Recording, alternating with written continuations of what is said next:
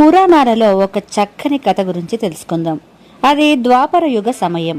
శ్రీకృష్ణుడు వేణుగానం 3 లోకాలలోని జడ చేతనాలను ఉర్రూత లూగిస్తోంది. ఈ విషయం తెలిసి ఆయన మురళీగాన పాటవాన్ని పరీక్షించడానికి కైలాసం నుండి గణపతి ఒక పిల్లవాడి రూపం ధరించి కృష్ణుడు అడవిలో గోవులను కాస్తున్న దగ్గరికి వచ్చాడు. బొద్దుగా ముచ్చట గొలిపే గణపతి కృష్ణుడిని సమీపించి, ఇదిగో ఓ గొల్లవాడా, నువ్వు బాగా వేణుగానం చేయగలవని విన్నాను. నాకు నృత్యంలో మంచి ప్రవేశం ఉంది, కాబట్టి మనమిద్దరం పోటీ పెట్టుకుందాం.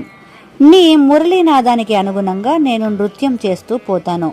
ఎవరు అలసిపోయి ముందుగా ఆగిపోతే వారు ఓడిపోయినట్టు లెక్క, సరేనా అన్నాడు గణపతి. కృష్ణుడి సై అన్న తర్వాత మురళీనాదానికి అనుగుణంగా గణపతి నృత్యం ప్రారంభం అయ్యింది. తాను ఎంతసేపు గానం చేసినా ఆ పిల్లవాడు అలుపు అనేది లేకుండా నృత్యం చేస్తూ ఉండటం కృష్ణుడికి ఆశ్చర్యం కలిగించింది. పోను పోను కృష్ణుడికి ఊపిరి అందడం కష్టమైపోతోంది. ఈ విధంగా ముందుకు సాగడం చాలా కష్టమని ఆయన గ్రహించాడు. తన మురళీ గానాన్నే సవాలు చేస్తూ నృత్యం చేయగల ఈ పిల్లవాడు ఎవరై ఉంటాడా అని ఆలోచించాడు.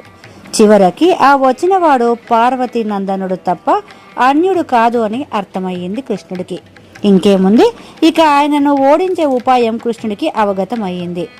ఆయన వెంటనే గణపతికి ఇష్టమైన హంసధ్వని రాగంలో గానం మొదలుపెట్టాడు. ఉన్మత్తుడైన గణపతి నృత్యంలో తన్మయుడై కింద పడబోయాడు.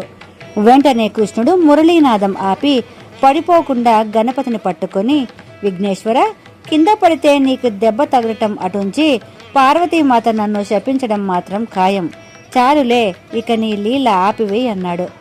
గణపతి ప్రసన్నుడై భవిష్యత్తులో ఆయనకు కలిగే నీలాప నిందలు తొలగిస్తానని వరమిచ్చి అంతర్ధానమయ్యాడు గణపతి.